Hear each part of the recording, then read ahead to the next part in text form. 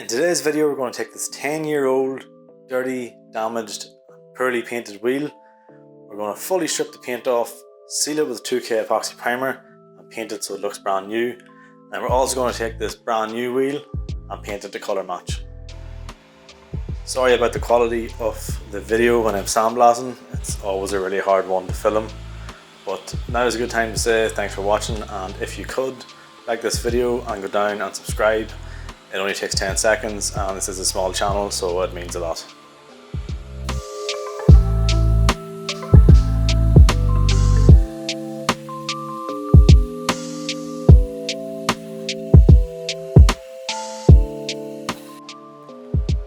So now this wheel is fully sandblasted. You can see we've stripped all of that old 1K paint, the original paint underneath, and all of its primer. We're now down to fully bare alloy, and that's why we're giving this a coat of 2K epoxy. There was some areas where there was stubborn primer here and a few dots around the edges. I've decided to leave these because I didn't want to keep blasting it in case I started to cause any pitting with the blast media. But all of this will get covered up with epoxy and we'll not notice any difference. Now, this ended up taking me nearly 3 hours per wheel to sandblast for the inside barrel here and the front face. So I decided to actually just sand this outer edge where the tyre will cover with 80 grit sandpaper.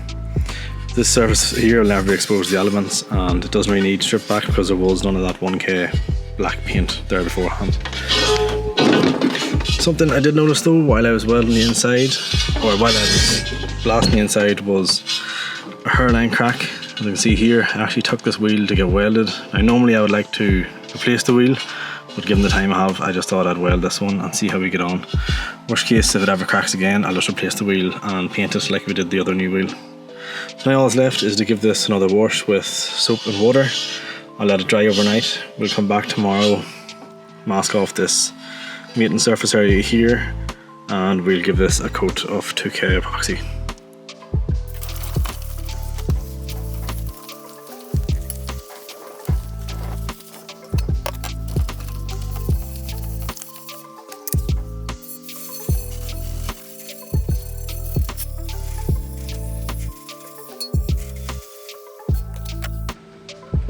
So now this is the wheel fully sandblasted, completely cleaned, degreased and hung up.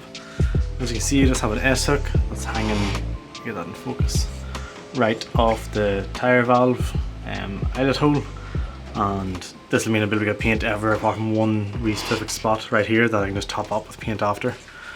It's fully clean back to front, and on the inside we have just masked off the mating surface where it'll sit against the wheel hub. So to paint this, first of all we just degreased it. Used a water-based degreaser and then a panel wipe, and then to paint it we're going to use a 2K epoxy, and that's just because we've taken it right back to the bare alloy when we sandblasted it. The brand I'm using is Mipa, and this will be a 2K epoxy with hardener, a 2:1 ratio, 2 parts primer, 1 part hardener, and then after that we will use our single stage black paint for the colour and top coat. We'll also use standard thinners here. This is more so just to clean the gun, but I will be adding maybe 5% to this primer. You don't have to add thinner, it can be run just the primer and the hardener, but I can never get epoxy hardener to lay completely flat. So I'm going to add maybe 5% thinner to the mix just to see if I can get it to smooth out and flow out a wee bit better, but we'll see how that works out. And then to paint this, I'm actually only using a really cheap gun I think I got off eBay. It's a Sealy brand, 1.7mm tip, nothing special at all. And then you're going to want an air moisture trap and a pressure regulator just to get the right settings, a mask, and I'm going to use a head torch as well just so I can get a bit better visibility. So let's get the paint mixed and we'll get the first coat of primer on this. So like I said, this is a 2:1 mix, and if we're using these paint cups, as you can see, each side is a different measurement. It's 4:1, 3:1, it's 2:1. So how this works is you'd fill here with primer, that's your 2 part, and then you top it up to here with your hardener, that's your 1 part. And if you look really close at the sides here, there's 10%, 20%, 30%, and that's thinner. Now I don't want to add the full 10%, I might just try and get in between these two lines to get 5%. And how much you want to make, you can look here at the milliliters on this side and choose which one suits you best. Really, I think we could get away with this one, which is maybe 175 ml, but I might want to do a third coat in this depending on how much it smooths out the sandblasting. So I'll make more than what I actually need here. I'll make maybe towards this 300mm. That way if I need to do a third coat, I already have it mixed and we can just blast away. This is definitely going to get messy, so I put on a pair of gloves just so I don't cover myself in paint. So let's try and get this mixed up. Now this epoxy paint here, you want to make sure it's given a good mix before you use it. I've given it a shake for maybe 2 or 3 minutes. I'm just going to give it one final shake before I pour it.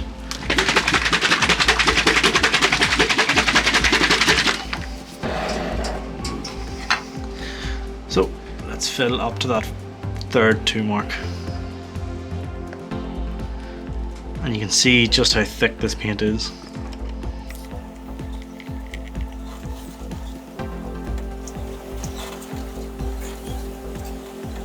Perfect. Just take your time with adding the paint. It's a lot easier to add more paint than have to start again on a new cup. Now we have that. I will get the hardener and I will top it up to that 1 mark. Perfect. Finally, I'm just going to add that tiny splash thinner. Hopefully smooth this out.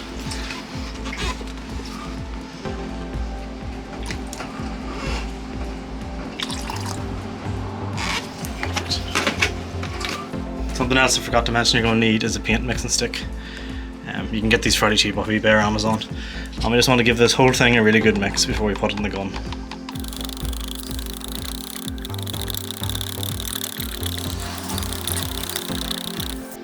Okay, next thing we're going to do is just put that paint into the gun, and to do that we're going to use this gun stand. Nothing special about it, it just makes it easier to do it with one person. With the gun at the bottom, I'll put a paint strainer at the top and then I can pour my paint through it. And all this strainer at the top does is just filter out any small bits of debris or chunks that might get in your paint when you're mixing it. Make sure you're not spraying any foreign material onto your wheels.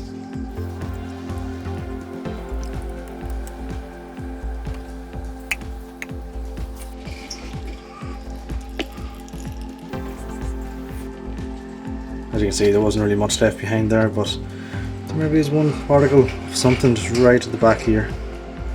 Otherwise that would have been in our gun and either blocked the gun mid-spray or ended up on our wheels. The one annoying part with hanging the wheel from where the tire valve sits is, as I spray this right hand side, the wheel's going to rotate to the right, and as I spray the left, it's going to rotate back around the left. You can hold it slightly from this to stop it rotating, but really you just have to work with it. It's quite annoying, but I think it's worth it for how little of a mark this will leave behind in comparison to sitting it flat, having to let it dry and flip over or something like that.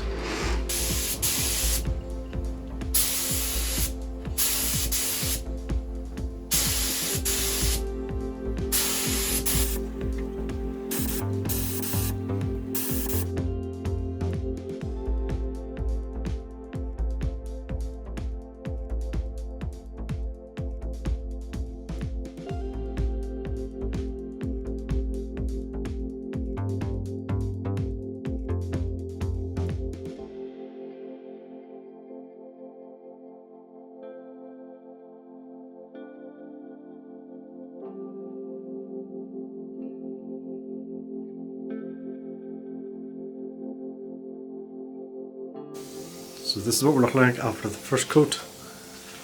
Pretty good coverage, although not completely lead wet. There's some spots that will need more paint. You can kind of just see some of the paint still showing through here, or some of the colour, sorry, from the sandblast still showing through here. Overall, quite good coverage. Lying more flat than epoxy usually does for me, so I'm happy. Painting on the inside though, I do think I need to go a wee bit heavier in the second coat just to get a full wet coat. You can see some streaking from, let's say, just this area here. You can see a darker area compared to the rest, just to make sure we get a good full coat and good coverage over it. But yeah, first coat done, or first coat done. We'll leave that to dry maybe 10-15 minutes. A good way I like to test how dry or wet it is, if we get a finger and we can just press it on the masking tape here, and once that's dry but not, and once it's dry and tacky but not dry and fully dry, we know we can go for another coat. So 5-10 minutes, let that flash off, let a second coat down, then we wait 10-15 minutes and we make a decision if we want a third coat or not.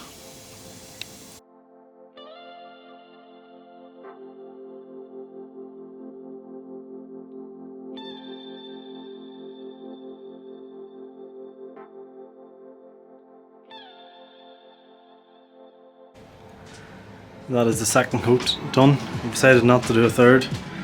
It is laid pretty flat, not perfectly flat, but much better than it usually does whenever I'm spraying epoxy. Although as I was spraying, I did notice, I don't know if you can see it on camera, but this corner here of this spoke, let's see if I can get that to focus.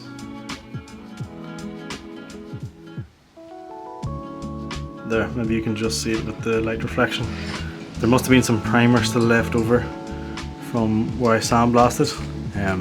It's kind of hard to tell because the blast surface and the original primer was a similar colour, but there's some texture just right here in the paint. You can see it goes from smooth around here to kind of textured here. Not a big deal, it just means I'll have to sand that with maybe some 400 to 600 before I spray the single coat. But other than that, it came out quite well. Good coverage, lay much flatter than I was expecting, so very little more prep work to do for the next coat. But I'll give this 24 hours to dry. I will scuff that one section just to smooth out that primer, and then we'll spray our top coat.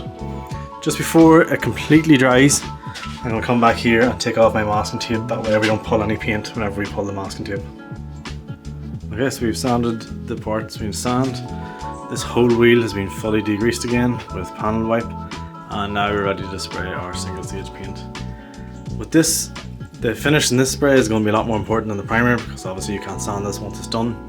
So like with the rest of the coats, I'm going to spray the inside barrel first, the outside barrel second, and then this front face last. And the reason I'm doing that is I obviously want the best finish in this front face. I don't really care what the inside or the outside bar looks like. So if I done it the other way around and sprayed this face first and then the inside barrel, some overspray will come through these spokes onto the front face of this wheel, and it'll dry with a more dry sprayed finish than it would if it was sprayed last and fully let it wet out. So let's mix up the single stage paint, and I will lay one really light dust coat and then two full wet coats, and hopefully you don't get any runs. Usually when I'm painting these, I start to get a bit excited when I see the colour change and I want it to lay on as wet as possible. And I do end up getting runs, and I'm going to convince myself not to do it this time, so we'll see how it turns out.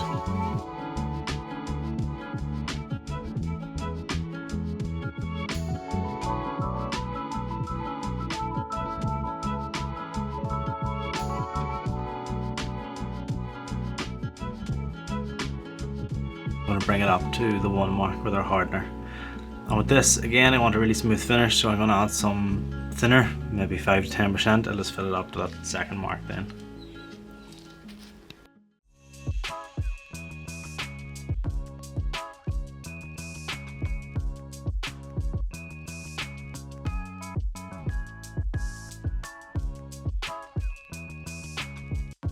There we go.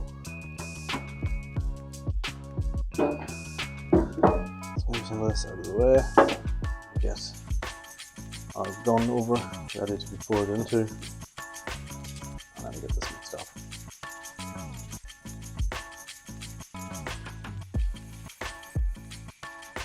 So this paint has a 30-minute working time, so you really don't have too much time if you're planning on doing a tack coat and 2 wet coats like I am. So we're going to get straight to it and get painting. The wheel is already fully degreased, so it's ready to be shot on the paint.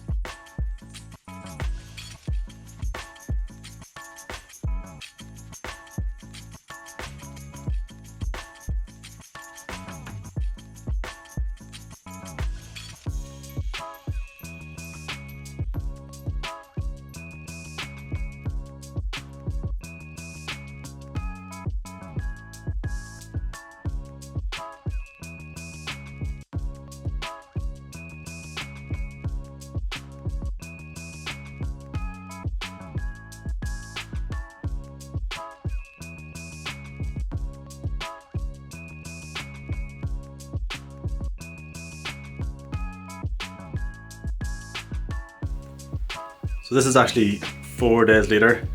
After I got my gun cleaned, I was in a rush just to get back and get that second coat on while the first coat was still tacky.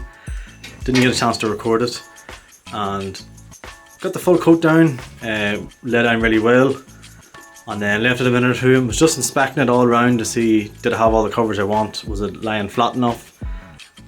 Or did I need a third coat? And I noticed just across the middle 2 spokes here, it was a little dry. So what I actually stupidly done was I lifted the gun again and went to just top up that section, but I had forgot to attach this again, the water separator and pressure regulator, which means the spray gun just sprayed out at the pressure that is coming from the air compressor, which for me is, what is that, around 70 psi instead of the around 30 psi I was shooting at. So as soon as I started spraying, I came across here and I just knew far too much paint came out and it was putting out far too much air. It's not the end of the world, but if you look at this spoke, you can just see, yeah, that kind of dimply reflection where just disturbed the paint as it was going across.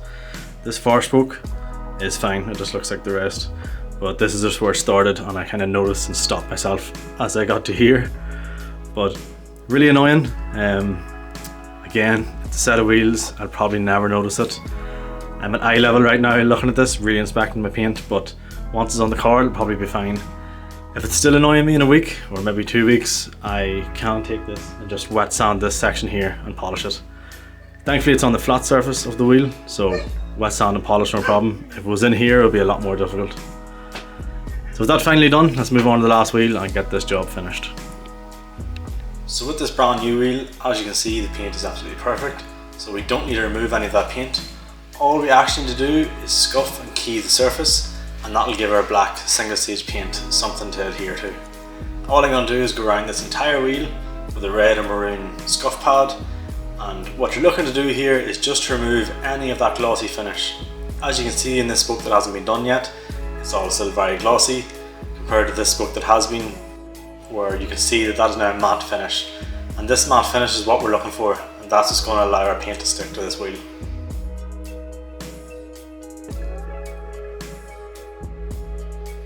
Now what I'm doing here is actually, I'm just being lazy.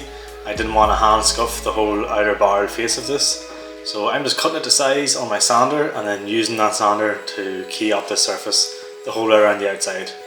And then I'll take that off the sander just to get some of the more detailed parts that the sander isn't going to reach. With that fully done, let's give this wheel a clean and let's get this hung up to paint.